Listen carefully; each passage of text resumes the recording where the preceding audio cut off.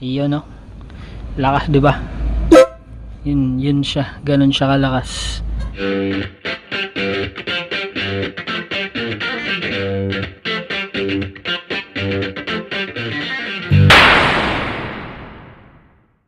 So, are, kung gusto nyo nga ng compact na busina na loud horn na okay sa ating mga motor, kasi minsan mahirap hanapan ng pwesto yung dalawahan, bumili kayo ng ganere guys.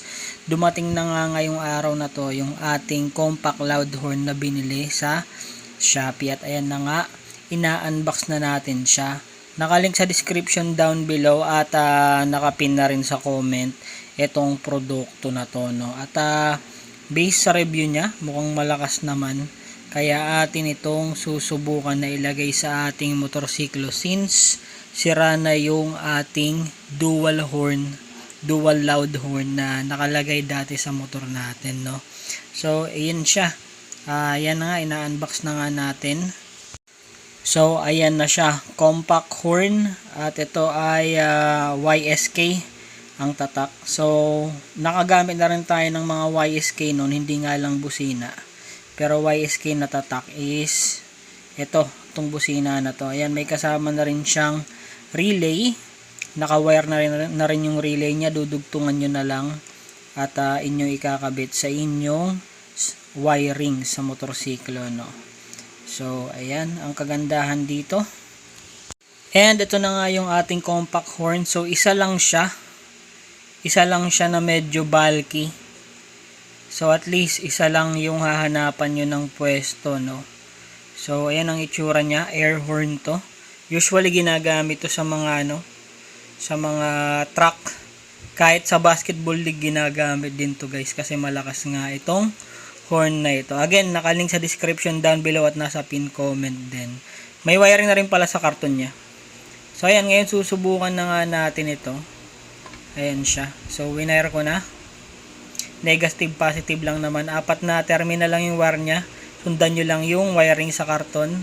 Ayan, tinatap ko siya sa battery. Pero yung battery kasi natin dito, parang walang laman. Kaya ating ikakabit na lang muna sa motor. Pagkakabit sa motor, tsaka natin subukan, no, nang makita kung gaano ba talaga kalakas to, no.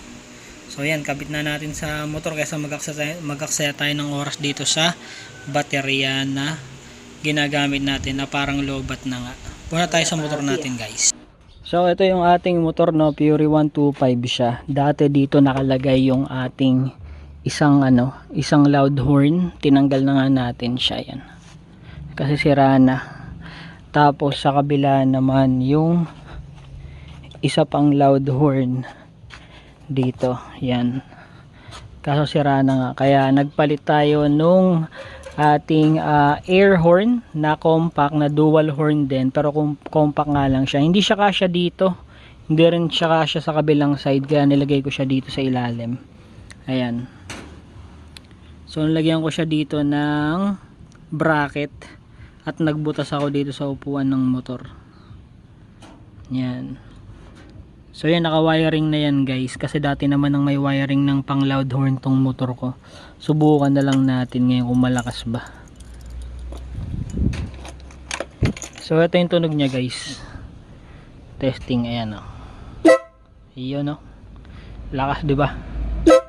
Yun siya, ganun siya kalakas. Yun. Matindi ang lakas ng ating loud horn. So ayan ang pwesto niya, nasa puwitan yung lagayan niya ng wire. Ayan o, negative, positive. Tapos yan, nandyan lang siya, hindi naman siya maiipit dyan, gawa ng ito lang namang swing arm ang naglalaro sa motor, hindi itong pinaka body, no. So yan, safe na safe yan. Again, nakalink ulit sa description down below at naka pin na rin sa comment section pagka gusto nyong bumili ng ganito. Ayan siya, yan, dyan siya nakapwesto. Ayos.